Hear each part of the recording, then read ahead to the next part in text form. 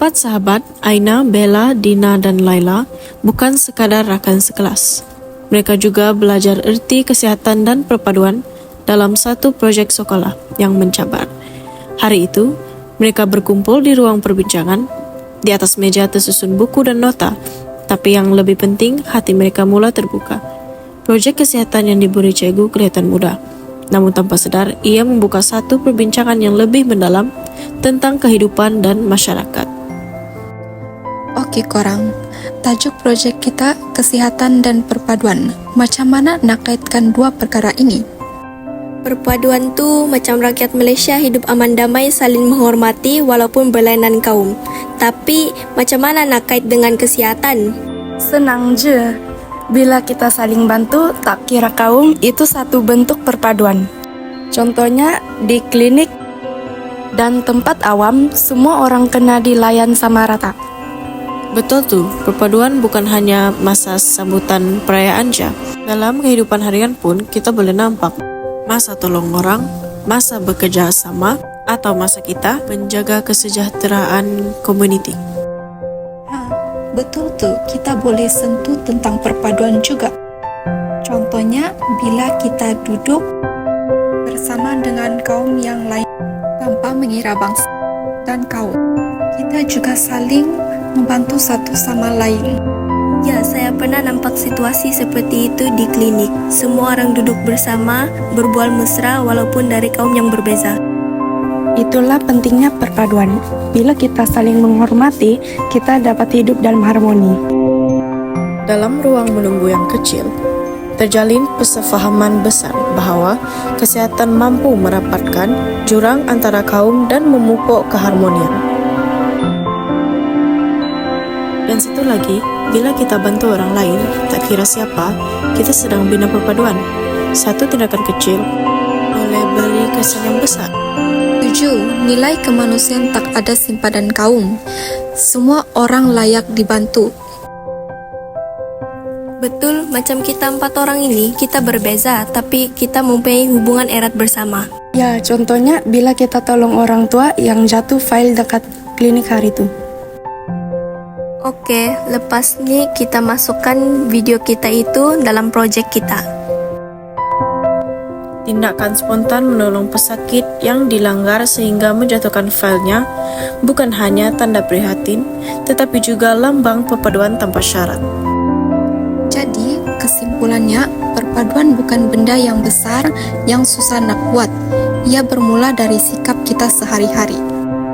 Dan bila kita hormat, bantu dan faham antara sesama lain, walaupun berlainan kaum, itu bermakna kita sedang memperkukuhkan perpaduan. Dan bila rakyat hidup bersatu, negara akan jadi lebih stabil dan harmoni. Betul, kita mungkin mempunyai berbeza warna kulit, budaya dan bangsa, tapi hati kita tetap sama, penuh rasa sayang dan hormat. Best juga lah perbincangan kita hari itu. Rasa semangat mengubah diri. Topik itu kan membuat kita rasa pikir sikap kita sendiri. Itu Aina lah. Jom panggil. Jom. Hai Aina. Jom kita jalan bersama. Jom. Jom kita sambung perbincangan kita mereka. Jom. Ingat partisipasi.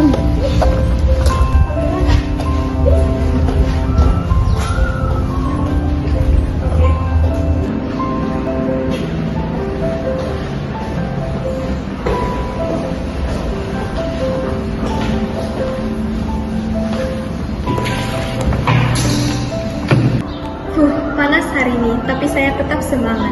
Saya tertanya-tanya, cara-cara untuk mengeratkan perpaduan dalam bidang kesehatan.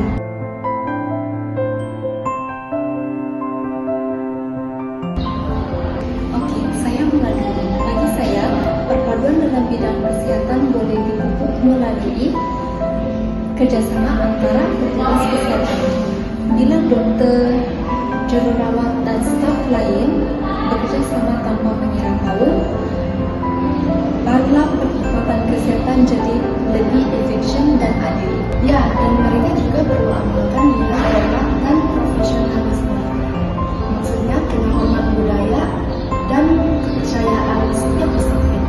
Di rasa campaign kesehatan yang melibatkan semua kaum pun boleh eratkan perpaduan. Contohnya, macam senam lobby community, campaign derma darah, atau pemeriksaan kesehatan percuma.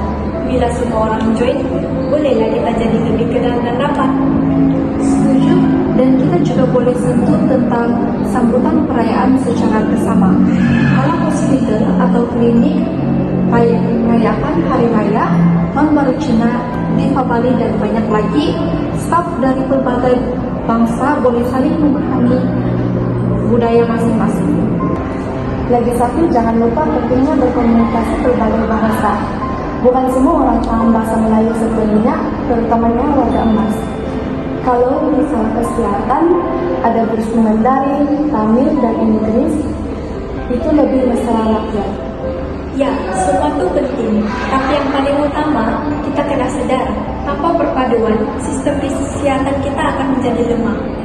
Jadi, setiap orang ada peranan, tak kira sebagai pesakit atau petugas. Betul, bila semua pihak saling bekerja sama dan menghormati, barulah wujudnya kesejahteraan dalam masyarakat. Perpaduan bukan hanya di sekolah dan kampus, tapi dalam bidang kesehatan pun sangat penting untuk menjaga nyawa dan kebajikan semua. Wah, saya suka perbincangan kita hari ini. Ringkas, padat, tapi penuh makna. Maka dari situ, Bersatu kita teguh, bercerai kita roboh. perpaduan bukan hanya berlaku di perayaan atau majelis rasmi. Ia bermula dari hati yang ikhlas, tangan yang sudi membantu, dan kata-kata yang menghormati. Hari ini, 4 sahabat belajar sesuatu, dan mungkin kita semua juga boleh belajar bersama mereka. Panas hujan ku tempuh, penuhi harapanku, negaraku gagah bersatu. Tegak perpaduan, penuhi harapan cinta ini.